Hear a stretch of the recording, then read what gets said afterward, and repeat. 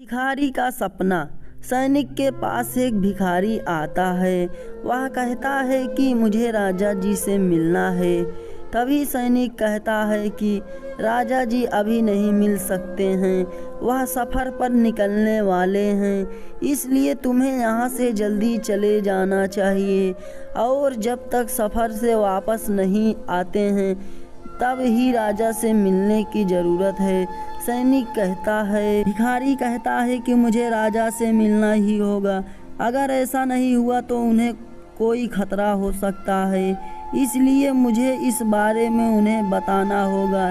जल्दी जाकर राजा से इस बारे में बात करो। तभी सैनिक कहता है कि तुम यहाँ से चले जाना चाहिए, अगर राजा यहाँ पर देख लिया तो शायद तुम्हें परेशानी का सामना करना पड़ सकता है, इसलिए यहाँ से जल्दी चले जाओ। भिखारी वहाँ से जाने के लिए तैयार नहीं था और कुछ ही देर बाद राजा भी वहीं पर आ गए। राजा सैनिक से पूछते हैं कि भिखारी क्या कर रहा था। भिखारी कहता है कि आप सफ़र पर न जाएं, मुझे ऐसा लगता है कि आपको कोई खतरा हो सकता है, इसलिए मैं बताने के लिए यहाँ पर आया हूँ।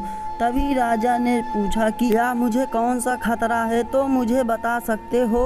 भिखारी कहता है कि मैंने सपने में आपको देखा था और देखा था कि आप पर किसी शेर का हमला किया है, इसलिए मैं आपको यहाँ पर बताने आया हूँ।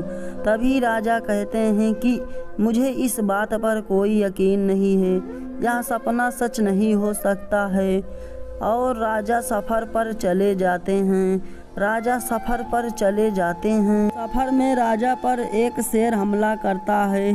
जैसा कि भिखारी ने बताया तो कोई भी उसकी बात पर यकीन नहीं करता है।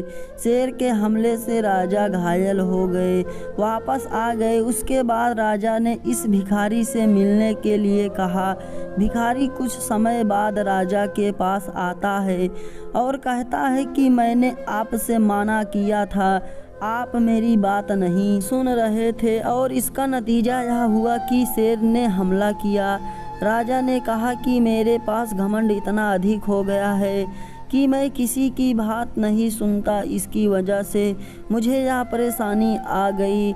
मुझे ऐसा लग रहा था कि कोई भिखारी मेरे बारे में ऐसे कैसे सोच सकता है, वह उसे पता था। यह मेरी बहुत बड़ी गलती है। आज से मैं इस बात के लिए हमेशा तैयार होगा कि जीवन में कभी भी घमंड नहीं करना चाहिए और अपने से छोटों की बातों पर ध्यान देना चाहिए, जिससे कि आने वाली समस्या पर काबू पा सके। अगर आपको यह भिखारी की अनोखी कहानी पसंद आई हो तो कमेंट करें, हमें बताएं कि यह कहानी कैसी लगी और चैनल को सब्सक्राइब करना मत भूलना।